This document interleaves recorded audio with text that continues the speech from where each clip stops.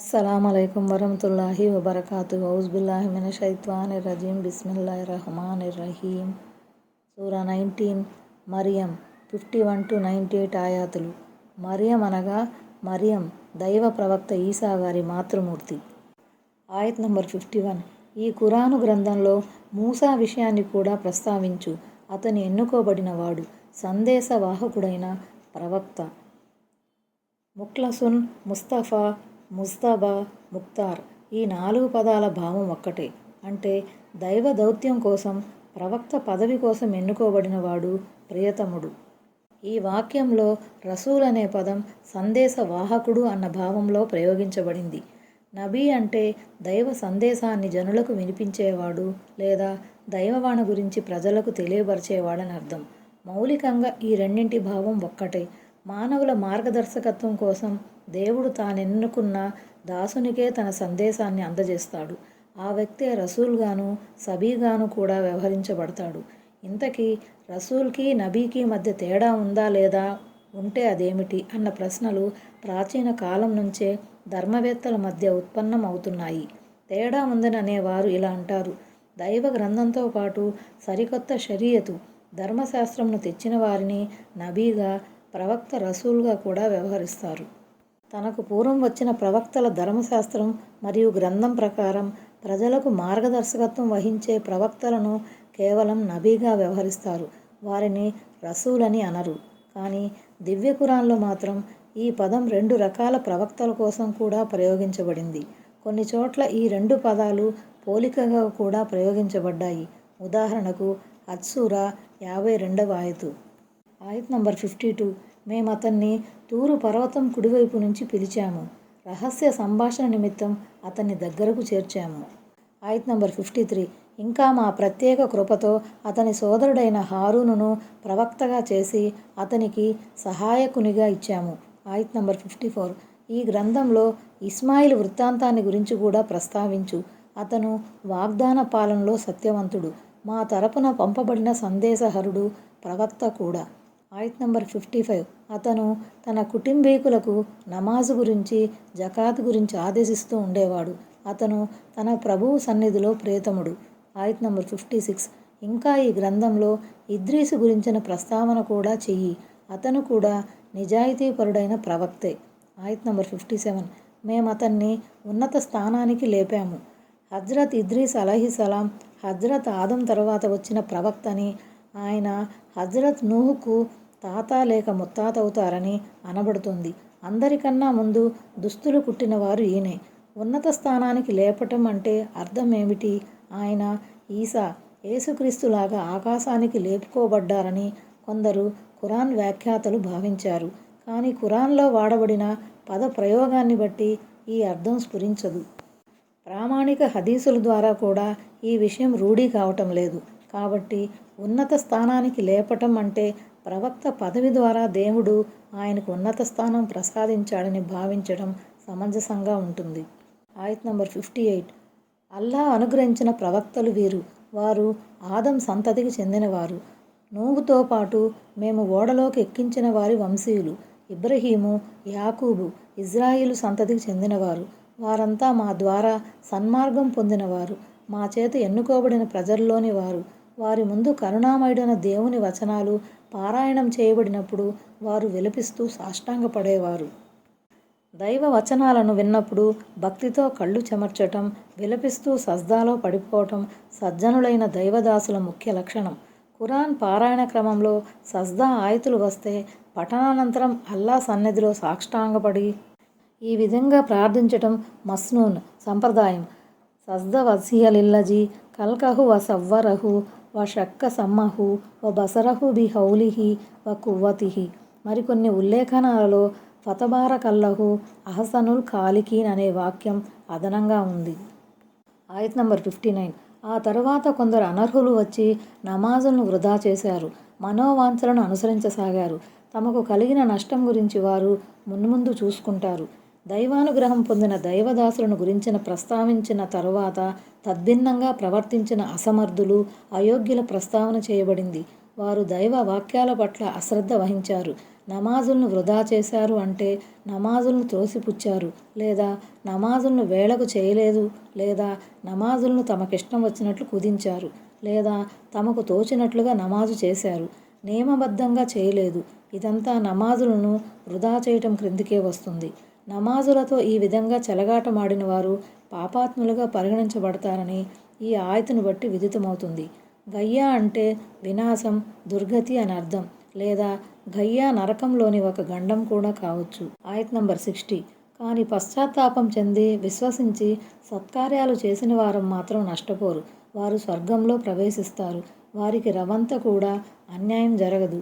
మనోవాంఛలకు బానిసలై నమాజుల పట్ల నిర్లక్ష్యం వహించిన వారు తమ తప్పును తెలుసుకొని దైవ సన్నిధిలో క్షమాపణ వేడుకుంటే, ఇక మీదటి సత్కార్యాలు చేస్తూ ఉంటే అలాంటి వారు క్షమించబడతారు. వారు స్వర్గానికి అర్హులవుతారు. ఆయత్ నంబర్ 61. అగోచరాలైన శాశ్వత స్వర్గవనాలలోకి వారు ప్రవేశిస్తారు.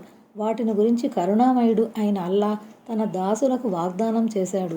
ఆయన వాగ్దానం నెరవేరటం తథ్యం. ఇది వారి దృఢ విశ్వాసానికి ప్రతీక. వారు స్వర్గాన్ని ఎన్నడూ చూడలేదు, కానీ అల్లా చేసిన వాగ్దానం ఆధారంగా వారు ఆ స్వర్గలోకం పొందే తపనలలో విశ్వసించారు, మంచి పనులు చేశారు. ఆయత్ నంబర్ 62. అక్కడ వారు సలాం తప్ప వ్యర్థమైన మాటలేవీ వినరు. వారి కోసం అక్కడ ఉదయం సాయంత్రం వారి ఆహారం సమకూరుతూ ఉంటుంది. స్వర్గంలో ఎటు చూసినా దైవదూతలు వారికి సలాం చేస్తూ ఉంటారు. స్వర్గవాసులు కూడా వండొకరికి సలాం చేస్తూ కుశల ప్రశ్నలు వేసుకుంటూ ఉంటారు. ఈ వచనంపై వ్యాఖ్యానిస్తూ ఇమాం అహ్మద్ ఇలా అన్నారు: స్వర్గంలో పగలు రేయి అనే ఉండవు, ఎటు చూసినా వెలుగు విరజిమ్ముతూ ఉంటుంది. హదీసు ప్రకారం స్వర్గంలో ప్రవేశించే మొదటి వర్గం వారి ముఖాలు పూర్ణ చంద్రుని వలె ప్రకాశిస్తూ ఉంటాయి. అక్కడ వారికి ఉమ్మి, చీముడు వంటివి రావు. మలమూత్ర విసర్జన వంటివి ఉండవు. వారి పాత్రలు, దువ్వెనలు బంగారంతో చేయబడినవై ఉంటాయి. వారి సుగంధ చెక్కలు గుబాళిస్తూ ఉంటాయి. వారికి పట్టే చెమట కస్తూరి వాసన కలిగి ఉంటుంది.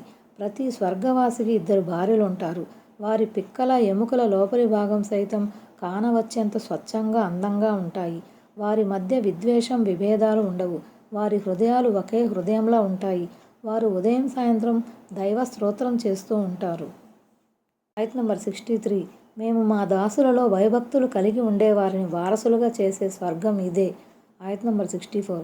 నీ ప్రభువు ఆజ్ఞ లేకుండా దైవదూతలమైన మేము దిగి రాలేము. మాకు ముందు వెనుక వాటికి మధ్య ఉన్న వస్తువులన్నీ ఆయన సొత్తే. నీ ప్రభువు మరచిపోయేవాడు కాడు. తన దగ్గరకు వీలైనంత త్వరగా వస్తూ ఉంటే బాగుంటుందని మహాప్రవక్త సల్లల్లాహు అలైహి వసల్లం హజ్రత్ జిబ్రాయిల్ అలైహిస్సలాం ముందు అభిప్రాయపడ్డారు. దానికి సమాధానంగా ఈ ఆయత్ అవతరించింది. ఆయత్ నంబర్ 65. ఆకాశాలకు, భూమికి, వాటి మధ్యనున్న సమస్తానికి ప్రభువు ఆయనే. కనుక నువ్వు ఆయన్నే ఆరాధించు. ఆయన ఆరాధనపైనే స్థిరంగా ఉండు. నీకు తెలిసినంత వరకు ఆయన పేరు గలవాడు ఎవడైనా ఉన్నాడా? అల్లాహ్ను పోలినవాడు కానీ, ఆయనతో సరితూగేవాడు కానీ ఎవడూ లేనేలేడు. అటువంటప్పుడు ఆరాధనలో కూడా ఆయనకు సాటి కల్పించవలసిన పని లేదు. ఆయత్ నంబర్ 66. ఏమిటి, నేను చచ్చిన తర్వాత మళ్ళీ బ్రతికించి బయటకు తీయబడతానా అని మనిషి అంటున్నాడు. తాను మరణించి మట్టిలో కలిసిపోయిన తర్వాత, తన ఎముకలు కుళ్ళి కృషించిపోయిన తర్వాత తాను ఇంకోసారి బ్రతికించబడటం ఎలా సంభవం అన్నది మనిషి ఆలోచన. ఇక్కడ మనిషి అంటే మరణానంతర జీవితాన్ని తిరస్కరించే అవిశ్వాసి అని భావం. ఆయత్ నంబర్ 67. ఇంతకుముందు అతనికంటూ ఒక అస్తిత్వం లేనప్పుడు మేము అతన్ని సృష్టించామన్న సంగతి ఈ మనిషికి జ్ఞాపకం లేదా? తొలిసారి అతన్ని పుట్టించినప్పుడు అసలు అతని ఉనికి అన్నదే లేదు. రూపురేఖలు అంతకన్నా లేవు. ఏమీ లేని అతన్ని మేము నిండు మనిషిగా నిలబెట్టినప్పుడు మరణించిన తర్వాత అతన్ని తిరిగి లేపి నిలబెట్టడంలో వింతేముంది? ఈ మనిషి ఎంతటి అవివేకి! తన్ను తానే మర్చిపోతున్నాడు. తన్ను తాను మర్చిపోతున్నందువల్లనే అతను తన సృష్టికర్తను కూడా మర్చిపోతున్నాడు. ఆయత్ నంబర్ 68. నీ ప్రభువు సాక్షి, నిశ్చయంగా మేము వాళ్లను, వాళ్లతో పాటు శైతానులను కూడా పోగు చేసి నరకం చుట్టూ వారిని మోకాళ్ల మీద పడి ఉన్న స్థితిలో హాజరుపరుస్తాను. మూలంలో జిసియన్ అని ఉంది. జాసిన్ అనే పదానికి బహువచనం. మోకాళ్ళ ఆధారంగా కింద పడే వాడిని జాసిన్ అంటారు.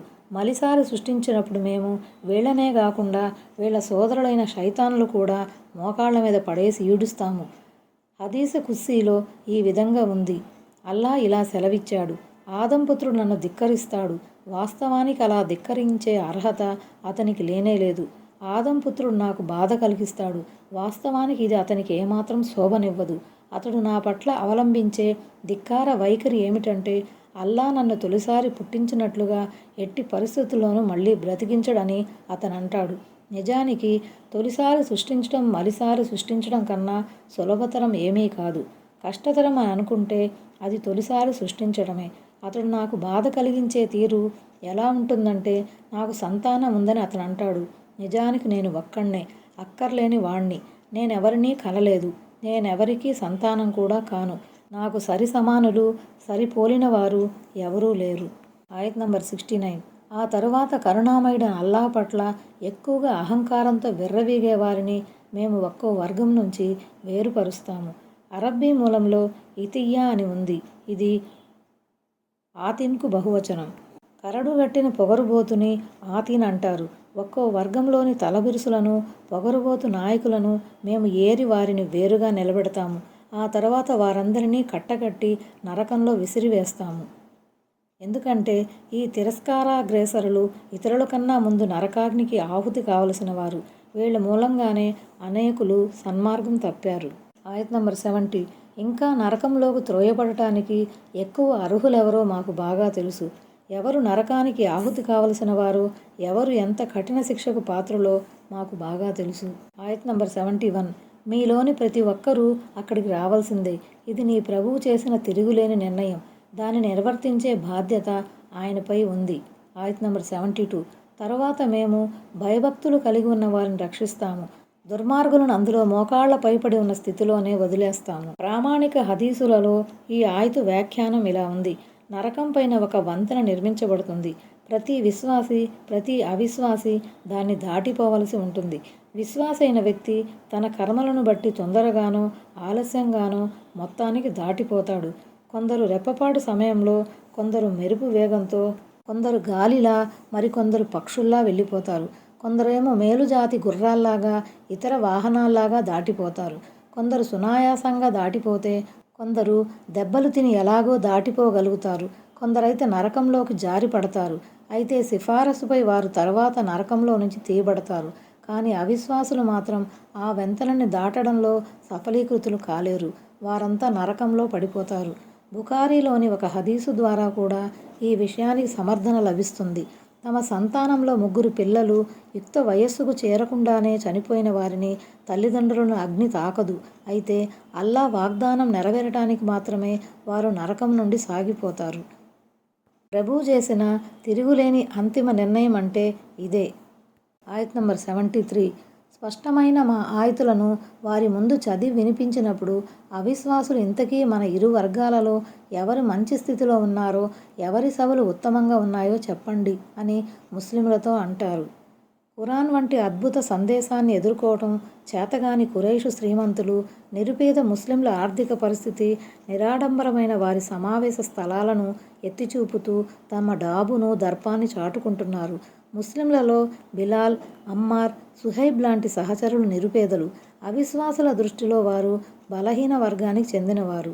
వారి సభావేదిక అయిన దారె అర్కం చాలా సీదాసాదాగా ఉంటుంది.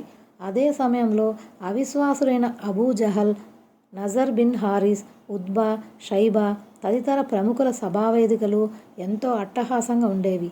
పెద్ద పెద్ద మేడలలో వారు కొలువు తీరేవారు. ఈ ధనమదం, అధికార మదంతోనే వారు నిరుపేద ముస్లింలను చిన్నచూపు చూశారు. ఆయత్ నంబర్ 74. మేము వీరికి మునుపు వీళ్లకన్నా ఎక్కువ సాధన సంపత్తులను, అట్టహాసాలను కలిగి ఉన్న ఎన్నో సముదాయాలను తుదముట్టించాము. ఈ ఆయతులో అల్లాహ్ ఇలా అంటున్నాడు. ప్రపంచంలో మీకు ప్రాప్తించిన భోగభాగ్యాలను, కీర్తి ప్రతిష్టలను చూసుకొని మురిసిపోకండి, మిడిసిపడకండి. మీ అంతస్తుల ప్రాతిపదికపై సత్యాసత్యాలు పరికించబడతాయని అనుకోకండి. ఈ ఆర్భాటాలు, అంతస్తులు మీకు పూర్వం గతించిన జాతులకు ఇంతకన్నా ఎక్కువే ఉండేవి. కానీ సత్యాన్ని ధిక్కరించిన నేరానికి మేము వాళ్ళను నాశనం చేశాము. వారి ప్రాపంచిక సిరి సంపదలు, వారి వంది మాగదులు, వారి అధికారాలు వారికే విధంగానూ తోడ్పడలేకపోయాయి. ఆయత్ నంబర్ 75. ఓ ప్రవక్త, వారికి చెప్పు, అపమార్గానికి లోనై ఉన్నవారికి కరుణామయుడైన అల్లాహ్ బాగా గడువు ఇస్తాడు. కడకు వారు తమకు వాగ్దానం చేయబడుతున్న శిక్షను లేదా ప్రళయ గడియను చూచినప్పుడు ఎవరి స్థానం నికృష్టమైనదో, ఎవరి సమూహం బలహీనమైనదో తెలుసుకుంటారు. అవిశ్వాసులను, మార్గభ్రష్టులను తక్షణం పట్టుకోవడం దైవ సంప్రదాయం కాదు. ఆయన వారికి తగినంత వ్యవధినిస్తాడు. గడువు ముగిసిన మీదటే నిజానిజాలు కళ్ల ముందు నిలుస్తాయి. దైవాగ్రహం వారిని నలువైపుల నుంచి ముట్టడించినప్పుడు, ప్రళయ గడియ వచ్చేసినప్పుడు వారు వాస్తవ జగత్తులోకి వస్తారు. కానీ ఆనాడు తప్పు తెలుసుకునే ప్రయోజనమేమీ ఉండదు. ఎందుకంటే తప్పును సరిదిద్దుకునే అవకాశం అక్కడ ఇవ్వబడదు. ఆయత్ నంబర్ 76. ఇంకా సన్మార్గం పొందిన వారి సన్మార్గంలో అల్లాహ్ వృద్ధిని వసగుతాడు. మిగిలి ఉండే సత్కార్యాలు పుణ్యఫలం రీత్యాను, పరిణామం రీత్యాను నీ ప్రభువు సన్నిధిలో ఎంతో మేలైనవి.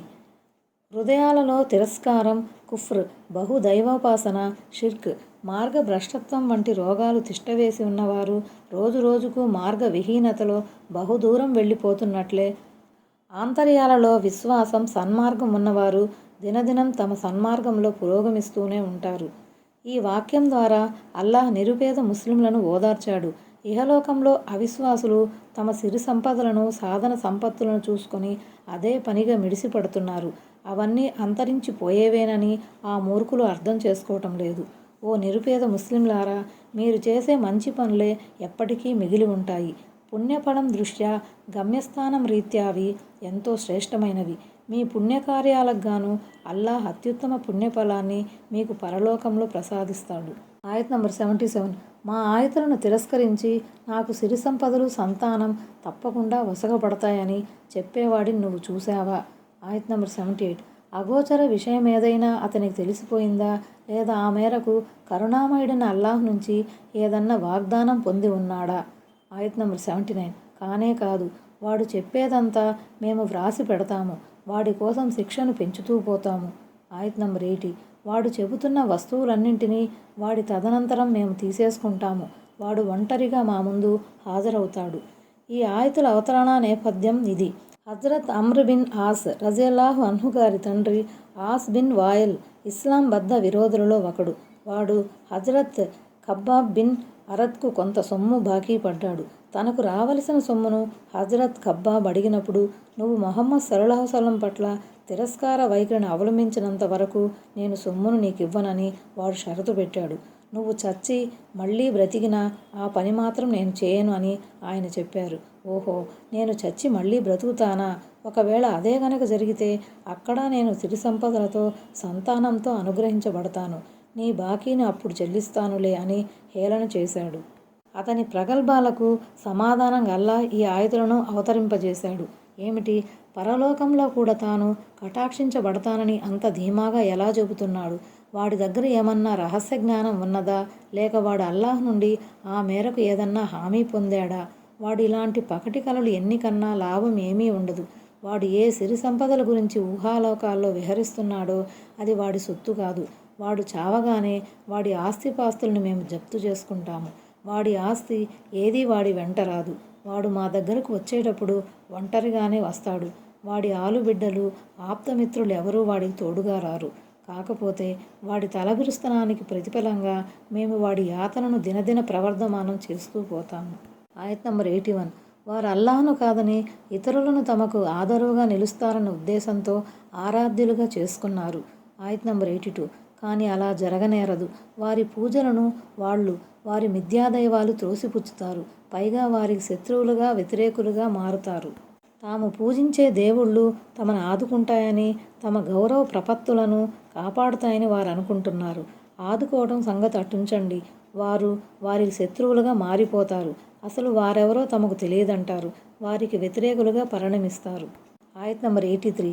సత్యాన్ని తిరస్కరించే వారిని అదే పనిగా పురిగొల్పుతూ ఉండే శైతానులను మేము వారిపైకి వదలటాన్ని నువ్వు చూడలేదా?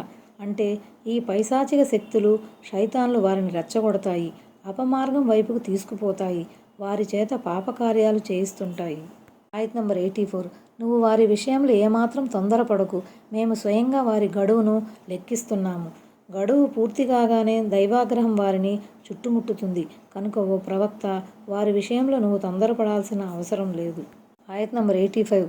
భయభక్తులు గలవారిని కరుణామయుడైన అల్లాహ్ సన్నిధిలో అతిథులుగా మేము సమావేశపరిచే రోజున. ఆయత్ నంబర్ 86. అపరాధులను తీవ్రంగా దప్పికగొన్న స్థితిలో నరకం వైపుకు తోలుకుపోతాము. స్వర్గవాసులను గుర్రాలపై, ఒంటెలపై సాదరంగా ఆహ్వానించి అతిథి మర్యాదలతో స్వర్గం వైపుకు తీసుకుపోగా, నరకవాసులను తీవ్రంగా దప్పికగొన్న స్థితిలో నరకం వైపుకు పశువుల తరహాలో తోలటం జరుగుతుంది. ఆయత్ నంబర్ 87. అప్పుడు కరుణామయుడైన అల్లాహ్ తరపున హామీ పొందిన వారు తప్ప ఇతరులెవరికీ సిఫారసు చేసే అధికారం ఉండదు. హామీ పొందిన వారంటే విశ్వాసులు, దైవభీతిపరులు అన్నమాట. సిఫారసు చేసే అనుమతి అందరికీ లభించదు. దైవభక్తిలో, విశ్వాసంలో ముందంజ వేసిన కొందరు సజ్జనులకు మాత్రం అల్లాహ్ సిఫారసు చేసే అనుమతిస్తాడు. ఆయత్ నంబర్ 88. కరుణామయుడైన అల్లాహ్కు సంతానం ఉందని వారంటున్నారు. ఆయత్ నంబర్ 89. నిజానికి మీరు చాలా దారుణమైన విషయాన్ని తెచ్చారు. ఇద్దనంటే చాలా తీవ్రమైన మాట, పెద్ద విషయం, ఘోరమైన ఆపదన్న అర్థాలు వస్తాయి. ఈ విషయం ఇంతకుముందు కూడా వచ్చింది. అల్లాహ్కు బిడ్డలున్నారని అనటం ఎంత ఘోరమైన నేరం అంటే దానికి అల్లాహ్ అమితంగా ఆగ్రహిస్తాడు.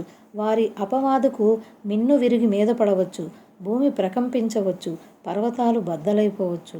ఆయత్ నంబర్ 90. త్వరలోనే ఆకాశాలు పగిలి, భూమి బ్రద్దలై, పర్వతాలు తుత్తునిలైపోతాయేమో. ఆయత్ నంబర్ 91. కరుణామయుడైన అల్లాహ్కు సంతానం ఉందని వారు చేసే వాదన కారణంగా. ఆయత్ నంబర్ 92. సంతానం కలిగి ఉండటం అనేది కరుణామయుని ఔన్నత్యానికి ఏమాత్రం శోభించదు. ఆయత్ నంబర్ 93. ఆకాశాలలో, భూమిలో ఉన్న వారందరూ కరుణామయుని వద్దకు దాసులుగా రావాల్సిందే. అందరూ అల్లాహ్ ఆజ్ఞలకు లోబడి ఆయన దాస్యం చేస్తున్నప్పుడు ఆయన ఇంకొకరిని కొడుకుగా చేసుకోవాల్సిన అవసరం ఏముంది? ఇలాంటి పని చేయటం ఆయన ఔన్నత్యానికి తగదు కదా. ఆయత్ నంబర్ 94.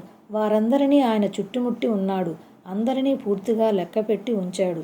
అంటే ఆది మానవుడైన ఆదం మొదలుకొని ప్రళయం సంభవించే క్షణం వరకు ఈ లోకంలో ఉన్న సమస్త మానవులను, జిన్నులను కూడా ఆయన లెక్కించుంచాడు. అందరూ ఆయన కనుసన్నలలో ఉన్నారు. ఆయన పర్యవేక్షణా పరిధి దాటి ఎవరూ లేరు, ఉండలేరు కూడా. ఆయత్ నంబర్ 95. వారంతా ప్రళయ దినాన ఆయన సమక్షంలో ఒంటరిగా హాజరవుతారు.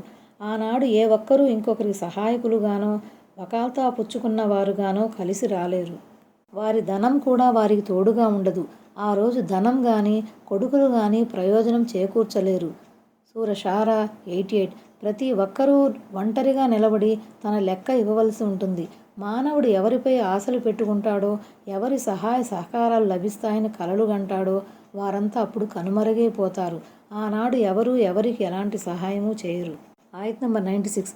నిశ్చయంగా విశ్వసించి సత్కార్యాలు చేసిన వారి ఎడల కరుణామయుడైన అల్లాహ్ ప్రేమానురాగాలను సృజిస్తాడు. అంటే ప్రపంచంలో వారు చేసే మంచి పనుల కారణంగా, మంచి నడవడిక మూలంగా ప్రజల హృదయాలలో వారి పట్ల ప్రేమను, గౌరవభావాన్ని జనింపజేస్తాడు. ఒక హదీసులో ఉంది, అల్లాహ్ తన సజ్జన దాసులలో ఎవరినైనా ప్రియతమునిగా చేసుకున్నప్పుడు జిబ్రాయిల్ అలైహిస్సలాంను పిలిచి, నేను ఫలానా దాసుణ్ణి ప్రేమిస్తున్నాను, నువ్వు కూడా అతన్ని ప్రేమించని అంటాడు. ఆ క్షణం నుంచి జిబ్రాయిల్ అలైహిస్సలాం కూడా ఆ వ్యక్తిని ప్రేమించడం మొదలెడతారు. అంతేకాదు, అల్లాహ్ ఫలానా దాసుణ్ణి ప్రేమిస్తున్నాడని ఆయన ఆకాశంలో ప్రకటన గావిస్తారు. అంతే, ఆకాశవాసులంతా ఆ వ్యక్తిని ప్రేమించసాగుతారు. ఆ తరువాత భూమండలంలో కూడా ఆ వ్యక్తి అందరికీ ఆమోదయోగ్యుడు, ప్రియతముడుగా రాణిస్తాడు. అతని కీర్తి ప్రతిష్టలు పెరుగుతాయి. ఆయత్ నంబర్ 97. నువ్వు ఈ గ్రంథం ఆధారంగా భయభక్తులు గలవారికి శుభవార్తను వినిపించటానికి, తగవులమారును హెచ్చరించటానికి దీనిని నీ భాషలో చాలా సులభతరం చేశాము. లుద్దునంటే జగడం చేసేవారు, తగవు పెట్టుకునేవారు, పిడివాదానికి దిగేవారు, గొడవ చేసేవారని అర్థం. అంటే అవిశ్వాసులు, ముష్రిక్కులు అన్నమాట.